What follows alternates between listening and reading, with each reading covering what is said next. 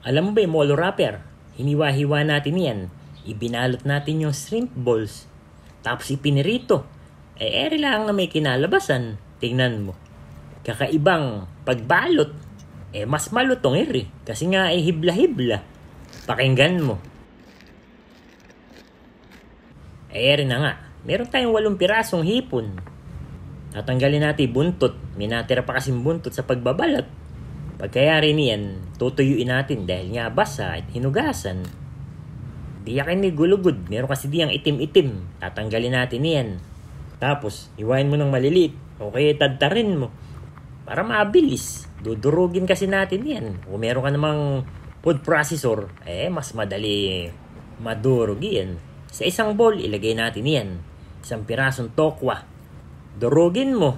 Kayari, ihalo mo na doon sa hipon para sabay-sabay silang madurog at magkasama-sama. Timplahan mo. Asin, paminta, garlic powder. Hindi pa yan. Meron pa tayong ilalagay diyan. Naghihiwa na rin akong maliliit na sibuyas na mura. Konting toyo. Tapos konting oyster sauce din. Konting asukal, harina. Tapos cornstarch. Dahil nga gagawa tayong shrimp balls. Kailangan nating halu-haluin yan para mag-mix yung ating mga ingredients. Na nga yung molo wrapper na nabili natin sa supermarket. Hindi natin ipambabalot. Iniwa natin yan ng maliliit. Ganyan. Tapos ibuhaghag mo. Ikalat mo lang din sa sangkalan. Balikan natin yung mixture natin ng hipon. Kukuha tayo ng kaunti. Tapos ating bibilutin. Pag nabilog mo na, pagulungin mo doon sa molo wrapper. Tapos pakapitin mo.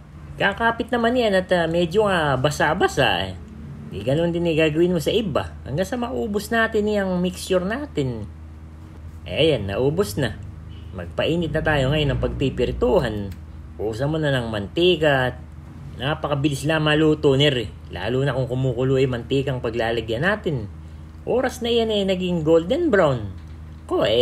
Hanguin mo na luto na yan. Napakasarap na rin pang ulam. O kaya pampulutan. Yan ba masarap na sausawan din Paki-comment nyo naman. Sa akin nilagyan ko lang ng ketchup tsaka mayonnaise na pinaghalo ko. Pero malamang iba sasuggest sukang maanghang. Lagyan mo lang kolorete sa ibabaw, spring onion. Ere na lasa. Crispy shrimp ball sa wonton wrapper. Nakapulot ka naman ng ibang putahe. Pang restaurant. Kayang-kaya mong gawin sa inyo. Malamang ko yung mga pahanga mo pa ikakain